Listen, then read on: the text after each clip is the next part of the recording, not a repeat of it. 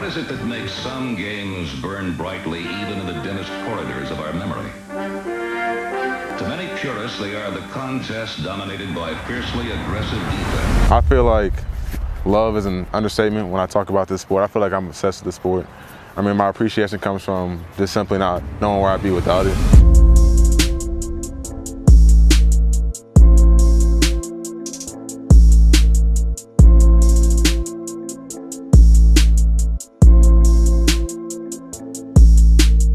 My name is Jacob Ferguson.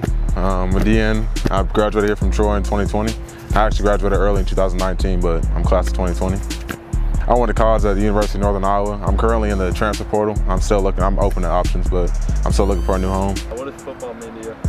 Football, I feel like love is an understatement when I talk about this sport. I feel like I'm obsessed with this sport. I mean, my appreciation comes from just simply not knowing where I'd be without it. I mean, I see kids that I have family in St. Louis, Missouri, and going down there, I mean, incidents like my little cousin, I could talk about that later, but I mean, he didn't have something like this, and it's just a way out. I've only been playing football about 5-6 years, and I used to sit in classrooms and say, oh, I'm going D1. I wasn't a big bragger, but I was like, I'm going D1. I hear a lot of students like, that's impossible, no one's ever done it. That's the first time for everything, and it felt amazing getting that first offer, going on the visits, post those pictures. I kind of didn't really want to prove anybody else wrong. I wanted to prove myself right, and I think there's a big difference in that. I started playing football. Contact was in 7th grade, but I actually started football. It was flag football in 2nd grade. I played with 3rd graders and people like Colin Nichols on the team.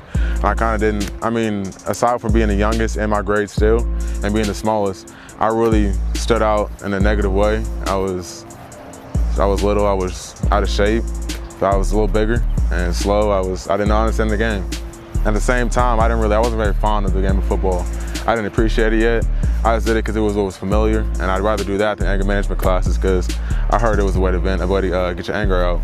And after the 2nd grade, I tried to come back 3rd grade, and I asked my parents if they can enroll me again, and they told me it was a waste of money, and I couldn't play football again. And I waited all the way from 3rd grade to 7th grade when we finally tried again, and my dad constantly told me, you should do track, you're not gonna go D1 in football. And that's just my dad just trying to be real, help me and everything. I don't hold that against him, but I'm a Division I football player now, and I really appreciate, while there were trials and tribulations, sometimes you don't understand what's happening to you or why it's happening to you. You gotta keep facing and keep moving, and you're gonna be something big one day. My cousin, his name's Latrell Moore. He was a big kid.